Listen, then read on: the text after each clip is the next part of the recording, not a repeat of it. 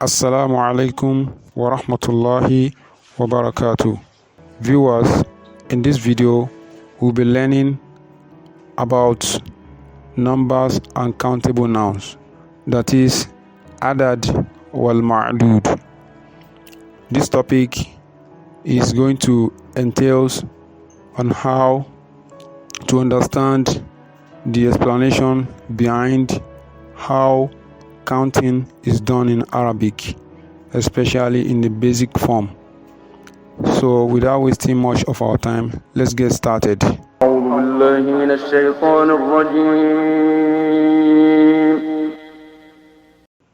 So to start with, countable noun in Arabic is done by considering the number itself and the countable noun that is attached to it.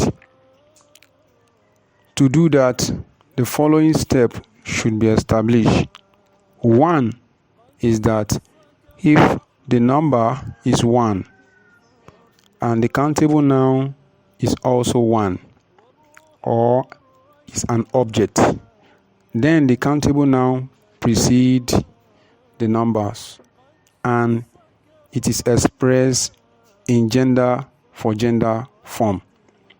An example is hirrun wahidun, one cat, or hirratun wahidatun, one cat. But when they are preceded by preposition or are in the case of being in an object form, the vowel sound also changes in this case. An example is using the preposition which is ala or fauko. So we then have ala hirrin wahidin, on one cat, or fauko hirrin wahidin, or in the other gender case, female, feminine, we have ala hirratin wahidatin, or fauko hirratin wahidatin. But for the case of the object, that is the object case, we can also express it as using the verb darabtu. We have darabtu hirran wahidan, I beat one cat, or in feminine form, darabtu hirratan wahidatan. So in the second case is if the number is 2 and the countable noun is also 2, or they are two objects, then they will both be added with an alif and a noun at the end of the word, while the noun takes kesra sound at the initial stage and could also be expressed as a gender for gender form. But when it is in preposition case, i.e. when it takes kesra, and the object form, i.e. when it takes fatha, then the alif in this case at the initial stage will then change to ya, while the letter before it then takes fatha. An example of this is when we have talibun, which will be added with an alif and nun to give us taliban. For the case of adding the number together, we have talibani isnani, talibani ithnani, two male students. In feminine form, when it is added with alif and nun, that is talibatun, which is feminine, added with alif and nun, that will give us talibatani, 2 female students, talibatani. Or when it is added with the number, so we then have talibatani ithnatani, 2 female students, talibatani ithnatani. Or for the case of preposition, ala talibaini ithnaini, or fawqa talibaini ithnaini, on 2 male students. Or ala talibaini, or fawqa talibaini. But when it is in feminine form, we also have ala talibataini, or fawqa talibataini, on 2 female students. But when it is added with the number, so we then have ala talibataini ithnataini, or fawqa talibataini ithnataini.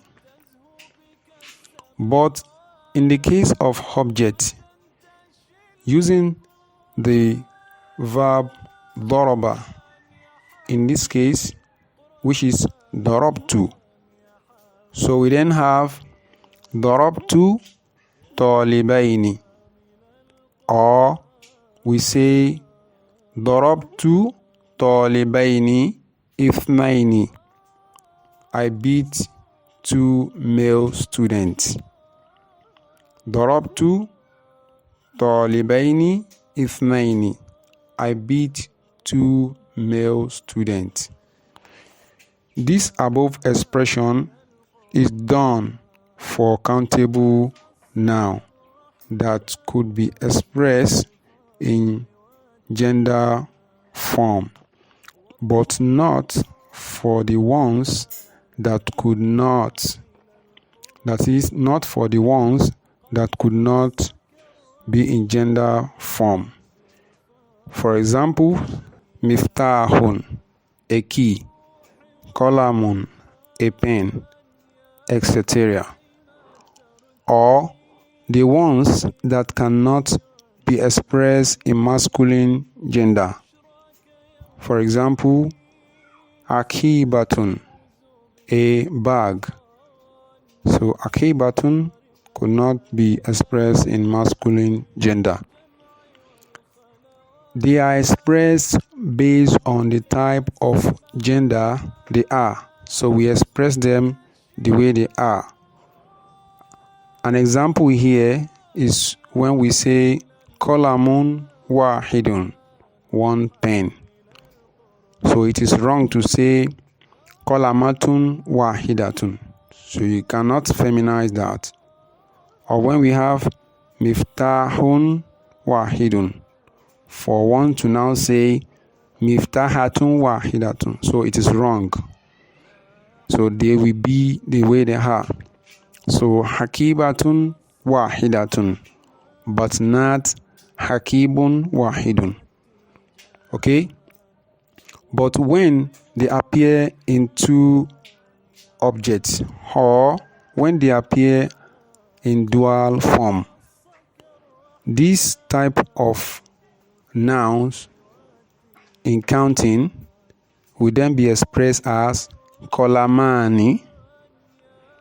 Qalamun will be expressed as qalamani, 2 pen, or qalamani ithnani, 2 pen. Miftahani, 2 keys, or miftahani ithnani, 2 keys. Hakibatani, 2 bags, or hakibatani ithnatani, 2 bags. For For the preposition or object case, the previous rule is also applicable to these above ones too.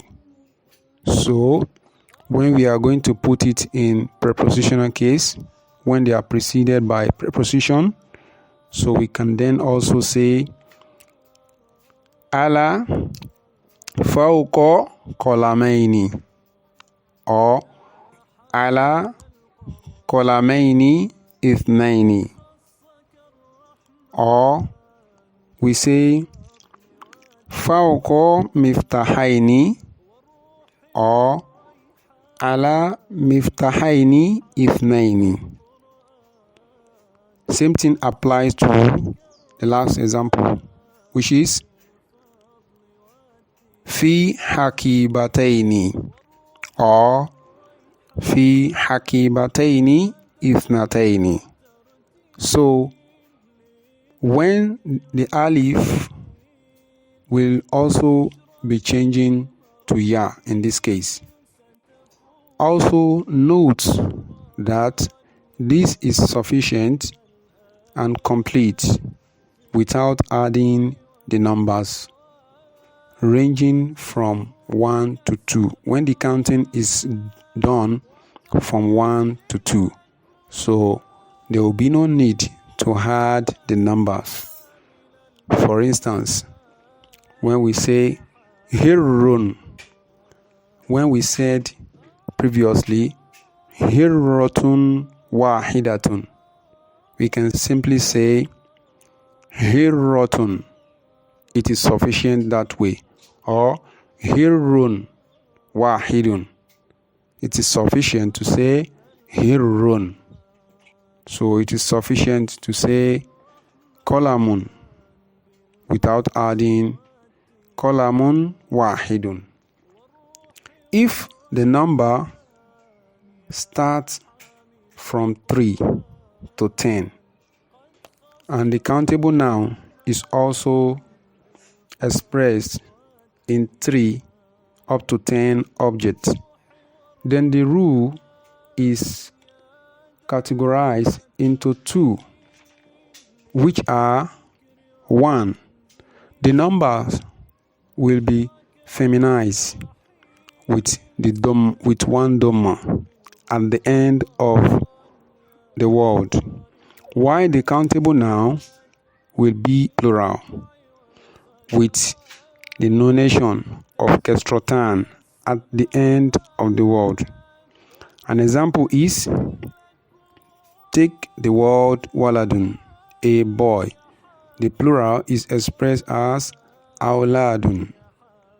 Since in Arabic, pluralization of a word or an object begins from 3 upward, therefore we can then express it as from 3 thalathatun awladin, arba'atu awladin, khamsatu awladin, sittatun awladin, sab'atun awladin, thamaniyatun awladin, tis'atu awladin, asharatu awladin, which is up to 10 this way. But for preposition case, the number change to kestra at the end of word and the countable noun remains the same, while in the object case the number takes fatha at the end of the word and also the countable noun remain the same also. An example of this is by putting side by side for the preposition and object case, so which are the fatha case and the kesra case. So we can express that with the following examples. Darabtu thalasata awladin, which is the fatha case. For the kesra case, which is the preposition, we can then say ma using preposition مع, which means with. مع ثلاثة أولاد. ضربت أربعة أولاد. I beat 4 children. مع أربعة أولاد, with 4 children. ضربت 5 أولاد. I beat 5 children. مع 5 أولاد, with 5 children. ضربت 6 أولاد. I beat 6 children. مع 6 أولاد, with 6 children. ضربت 7 أولاد. I beat 7 children. مع 7 أولاد, with 7 children. ضربت 8 أولاد. I beat 8 children. مع 8 أولاد, with 8 children. ضربت 9 أولاد.